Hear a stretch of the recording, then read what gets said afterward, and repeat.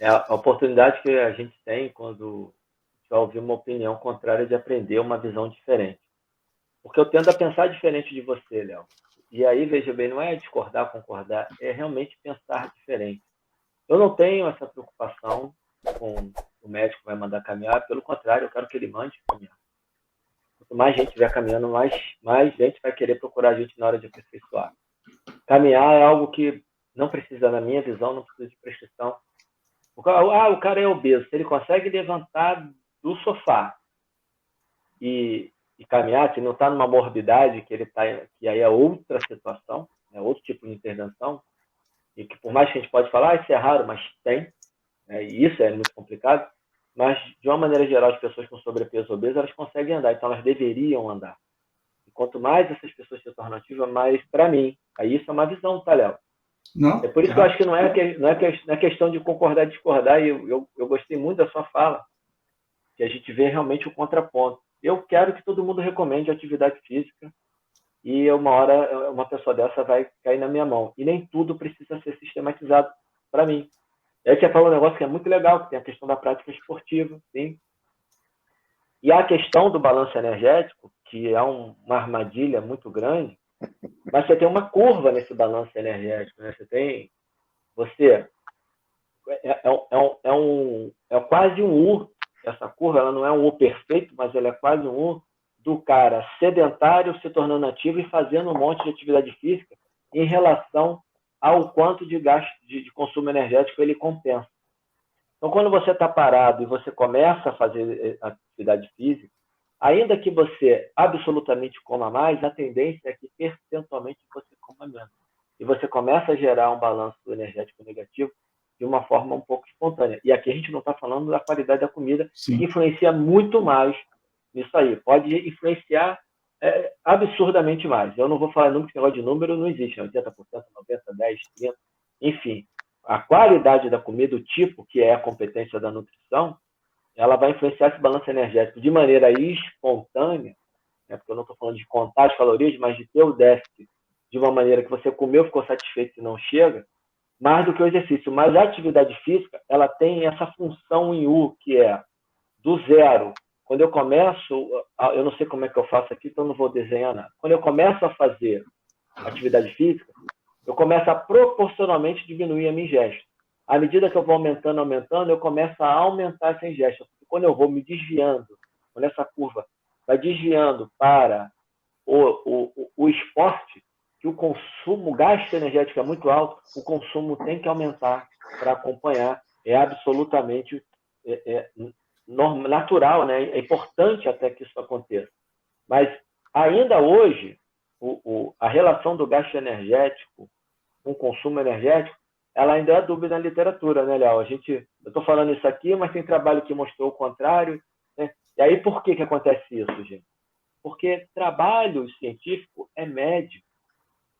E média, você pode ter, inclusive, uma coisa chamada, que se eu não me engano, o termo é vício amostral, né? Porque você pega, por exemplo, uma escola municipal de Ipanema, que é onde eu moro aqui no Rio de Janeiro. E aí, os alunos dessa escola municipal com o método X tiraram 10 no Enem. Todos tiraram 10 no Enem. Cara, o método X é fera. Aí você vai numa escola municipal do Leblon com o mesmo método X e os alunos tiraram 5. Pô, método X aqui deu 10 e aqui deu 5. Caramba, agora o método X virou uma bosta. Não é porque quando você tem uma amostra pequena, que é o normal dos estudos, você tem um vício amostral, que ali, por um acaso, por uma probabilidade, por uma aleatoriedade, você tinha mais gente inteligente capaz de tirar nota mais alta, do outro lado você tinha o contrário para o mesmo método. Então, a gente corre muito esse risco na ciência, sem falar da questão da média, que você pega lá, na média é isso, mas tem um cara que comeu muito, tem um cara que comeu pouco, tem um que emagreceu, tem um que engordou. Tem um trabalho de 2005, eu estava no final de semana passada, estava conversando com meus amigos, eu lembrei desse trabalho, uma pesquisadora chamada Mônica Rubel, foi publicado no Medicine Science Sport Exercise. São mais de 600 pessoas, são, se eu não me engano, 343 homens, 342 homens e 243 mulheres, fazendo bíceps e tríceps, em 2 exercícios, 3 séries cada um, durante 8 a 12 semanas, não lembro ao certo. E aí eles abrem os resultados de todo mundo ao final, as médias, não o resultado individual, mas as médias separadas. Assim, teve um grupo que perdeu força, teve um grupo que teve atrofia, teve mulher que ganhou mais força que homem, teve mulher que hipertrofiou mais do que homem, bíceps e tríceps. Aí teve homem que, na média, houve 10% de hipertrofia e 30% de ganho de força. A média do estudo, o resultado é esse, ganhos significativos de força e hipertrofia. Como eles tinham um N muito grande e eles abriram, e eram várias praças, eram escolas, se eu não me engano, impossível lembrar todos os detalhes, eles pegaram essa diferença de resposta. E aí esse trabalho ele dá origem muito para ser uma referência para falar que nem todo mundo é responsível ao treinamento. Que dá origem para um outro trabalho que vem em 2019, coincidência, eu estava falando sobre isso no sábado passado, em 2019, que os caras fizeram isso, aí era treinamento aeróbio, e eles botavam as pessoas para treinar 1, 2, 3 vezes na semana, não vou também lembrar aqui os detalhes do estudo, e quem não respondeu e treinava uma vez por semana, eles passaram para 2.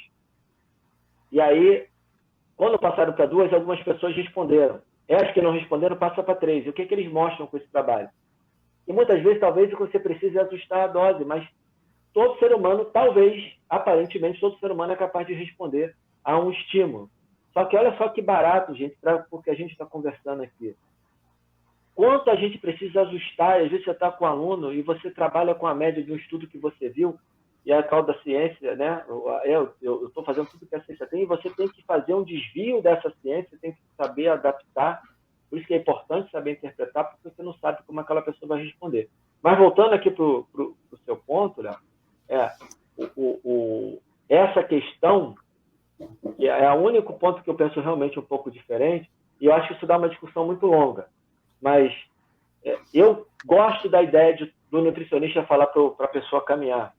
E aí essa pessoa vai pegar o gosto pela atividade física, e tem uma hora que muitas pessoas que me procuraram assim, não, eu estou caminhando, estou correndo na praia, mas estou correndo solto, eu queria... Aí, melhorar. E não procuro médico. Não procura, aqui no Brasil, não procura gente. Mas ela estava lá. Se eu esperar se eu disser que o médico não pode fazer isso, talvez ela não tivesse ido. Alguém precisa empurrar, se não somos nós, esses 500 mil, tem outros 200 milhões de pessoas que podem se empurrar para que essa pessoa chegue na nossa mão. Só esse ponto que eu penso um pouquinho diferente. Aí tem outros detalhes, mas acho que não vale a pena ficar discutindo. Não, mas a gente vai para 3 horas da manhã. Eu concordo nesse ponto, que as pessoas realmente elas precisam se movimentar mais. A questão que eu vejo é mais a questão da fatia de mercado, né? Criar uma dependência pelo profissional errado. É a única questão que eu vejo que realmente pode gerar um dano. Eu não vejo tanto profissional, tanto cliente tendo essa procura. Eu vejo o inverso, as pessoas procurando o profissional e abrindo mão do profissional e realizando atividade por si próprio. É apenas nesse ponto.